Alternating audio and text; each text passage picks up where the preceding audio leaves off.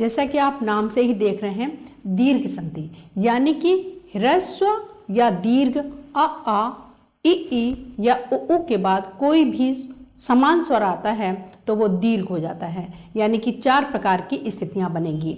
जैसे कि अगर हम आ को ले लें तो आ प्लस आ इक्वल टू आ बनेगा, या आ प्लस अ इक्वल टू आ, और अ प्लस आ इक्वल टू आ, और आ प्लस आ इक्वल टू आ, यानी कि 4 प्रकार से हमारी स्थितियां बनेंगी।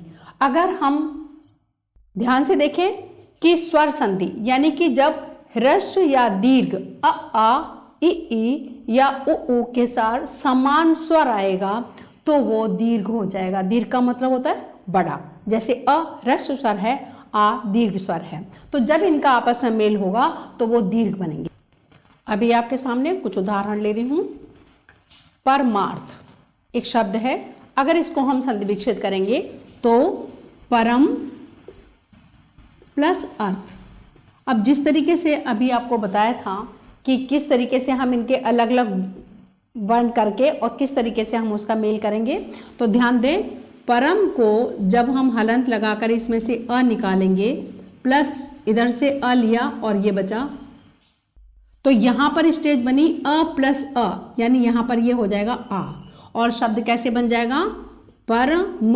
अब इस म में जब ये आ लगाएंगे तो ये हो जाएगा परमा, और ये बचा हुआ जो हम लिखेंगे तो ये बन जाएगा परमार्थ। इस तरीके से हमने देखा कि परम प्लस अर्थ में से अ लेने पर और यहाँ से ये अ लेने पर दोनों का अ हो गया, यानी कि ये दीर्घ संधि है जो हमने यहाँ पर प्रयोग किया। अ प्लस अ इक्वल टू आ यहाँ पर हो गया, और इस तरीके से शब्द बना परमार्थ। दूसरा एक शब्द ले लेते हैं देवालय, तो संधि विच्छेद करेंगे तो देव प्लस आलय। अब देव में जब हम हलंत लगा देंगे व में, तो यहाँ से हमें अ स्वर मिलेगा, और दूसरे वाले का हमने आ लिया और यहाँ पर ये शेष बचा हुआ लिख दिया। अब हमारी स्टेज आ रही है कि अ प्लस ये आ, ये दोनों मिलकर के हो जाएंगे आ, और शब्द बन जाएगा हमारा देव। जो व था उसमें आ की मात्रा लगाएंगे तो देवालय। इस तरीके से ये देव प्लस आलय से देवालय शब्द बना। ध्यान रखेंगे, जब हमें संधि करनी है तो देवालय शब्द बना।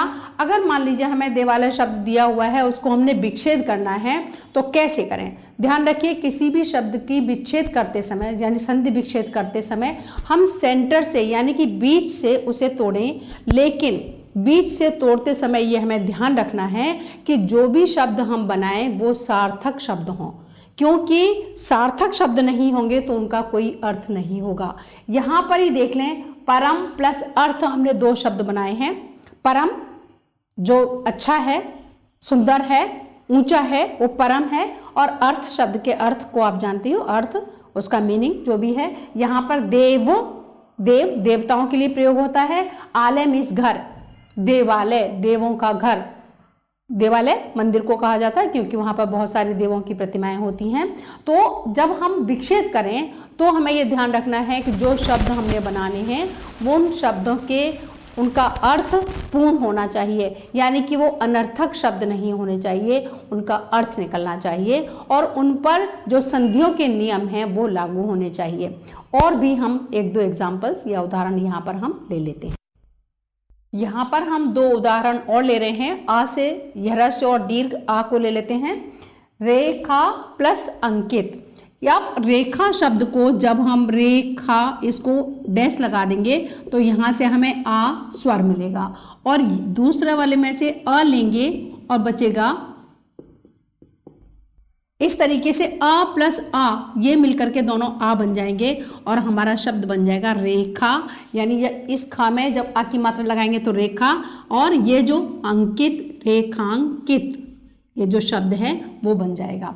परम प्लस आनंद, अब यहाँ परम में जब हम डैश लगा देंगे यहाँ पर तो यहाँ से हमें मिलेगा परम प्लस अ प्लस आ और प्लस नंद, यानी कि अ प्लस आ यहाँ पर मिलकर बन जाएंगे आ, और शब्द बन जाएगा परमानंद। तो इस तरीके से आपने देखा कि ह्रस्व या दीर्घ अ या आ का मेल जब समान स्वर से हो रहा है तो वो दोनों मिलकर दीर्घ बन जाएंगे। यहाँ पर कुछ उदाहरण आपको दिए। इसी प्रकार ह्रस्व या दीर्घ ई के साथ जब समान स्वर का मेल होता है तो वो भी दीर्घ हो जाते हैं, और उ के साथ मेल होने पर वो भी दीर्घ हो जाता है। तो और उदाहरण हम थोड़े से ले लेते हैं, ए और उ के उदाहरण ले लेते हैं।